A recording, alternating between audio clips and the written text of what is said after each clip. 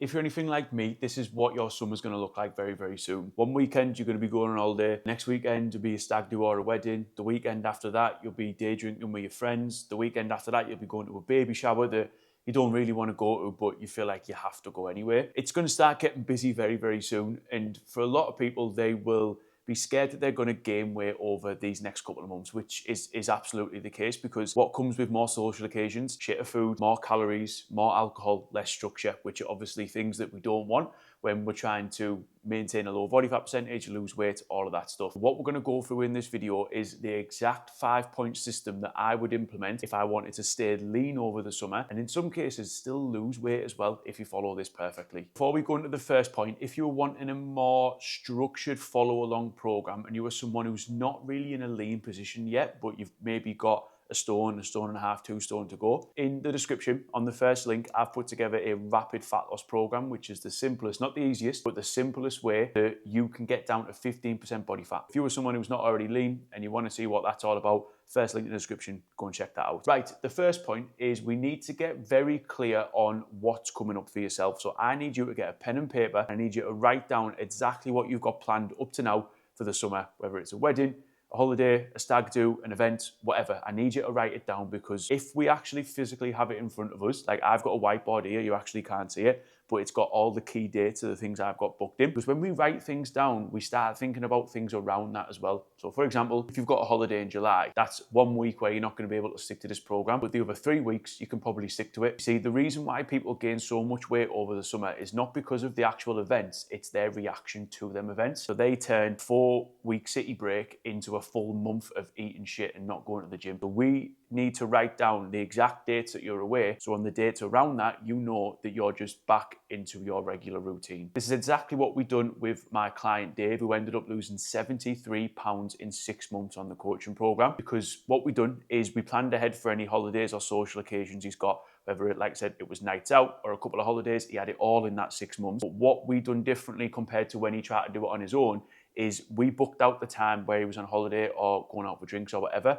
And then on the days around that, we still had routine. We said, no, we're not letting a weekend off plan turn into a full month off plan. So that's what we've done with Dave. And if you want to find out some more information on my one-to-one coaching, that's also in the description as well, if you want to check it out. Then point number 2 leads on nicely from point number 1, is we plan around them events the best we can. Like I said, it's not the weekend away with your missus or your partner that is the problem. It's how you react to that, which is the problem. Your social occasions are the priority, 100%. The weddings, the stag do's, the events, everything, that is the priority for you. And then what we need to do is work around them. So for example, if you were going on a holiday Friday to Monday, you're going on a little bit of a city break to Prague or Barcelona or whatever, then what we need to do is plan your weekly goals around that. Obviously that goes over 2 weeks. So we'll say, right, we probably want to get in 3 gym sessions before you go and 3 gym sessions the week after.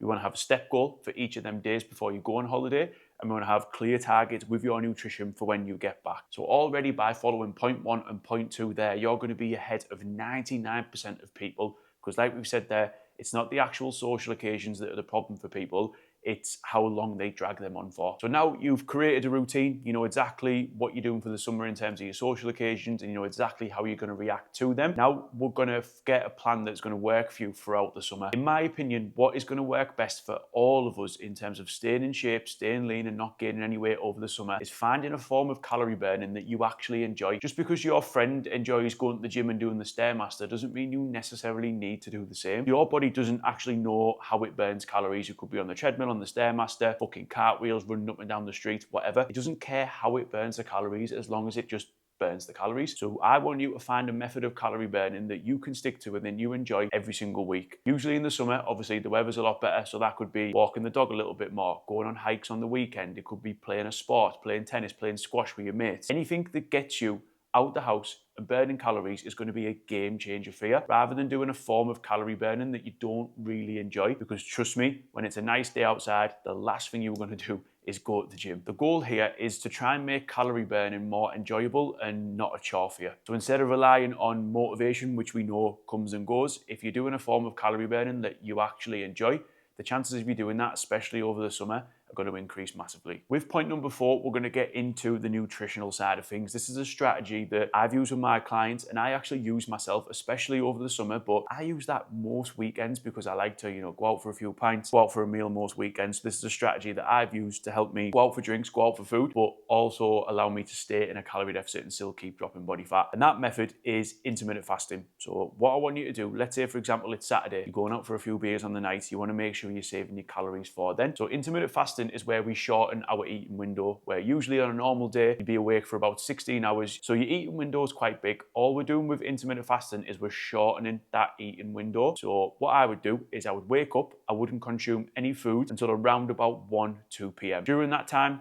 you can have zero sugar energy drinks. These are really, really good to curb cravings. I haven't got one around me, but water, Diet Pepsi, these things are great, keeping you hydrated, keeping you topped up. And then around about 1 to 2 p.m, I want you to have a protein-only meal. Yes, you can have a few carbohydrates, you can have a few grams of fat, that's absolutely fine. But the majority of the calories from that meal, I want you to have from protein. And the reason for this is because protein, as you probably know, is high satiating. It keeps us full. So if we have a meal that is 300 calories, but one has 50 protein and 10 protein, you're going to be a lot more full from this one because the protein is a lot higher. So I want you to have a protein-only meal, something around 50, 60 grams of protein, because that's going to keep you tied over until the evening. So examples could be a Greek yogurt bowl with berries and a scoop of whey protein. You could have an omelette with 1 whole egg and the rest of the eggs are egg whites. You could have maybe a chicken salad, a tuna salad. There's tons of options. Do a little bit of research. I'm not fucking Jamie Oliver. I'm just here to show you what to do. So you fasted up until around about 1 p.m. You've had your protein-only meal. So you've saved the majority of your calories for the evening, which is where you want them the most. We want to see our calories each day like spending cash. Spend your cash where you want them the most. And the 5th and final point I would like to go through with you today is understanding what actually happens inside our body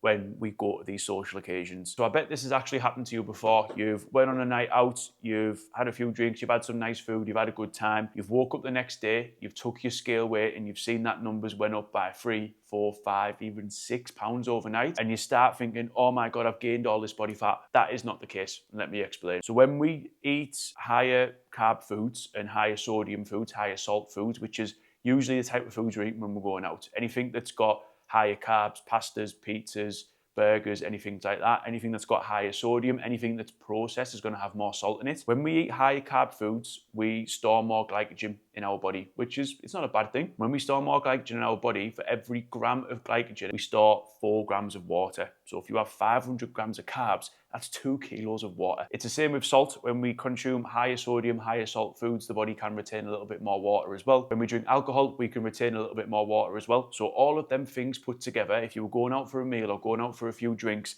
you're probably going to be doing all of them things, and all of them things can cause water retention in the body. And that's not to say that them things are bad, because they're not bad at all. You just need to be aware of what might happen the next day. So even though your scale weight might be slightly elevated the next day, that's totally fine. Don't worry. After a few days of regular eating, regular activity in the gym and walking, them few pounds should fly off, trust me. And that, ladies and gentlemen, is the 5-point checklist I want you to follow if you want to stay lean over the summer, so you can even continue losing weight or at least maintain this body fat percentage that you're at now. Enjoy your summer holidays, look the dog's bollocks, feel great, and not gain any weight. Like I said at the start of this video, if you want a bit more of a hands-on program, the first link in the description will be to my rapid fat loss program, where I go through the exact plan that I would follow if I was you and I was looking to get a 15% body fat in the simplest way possible. So if you want to get your hands on that, it's the first link in the description. Thanks for tuning in, and hopefully I'll see you in the next one.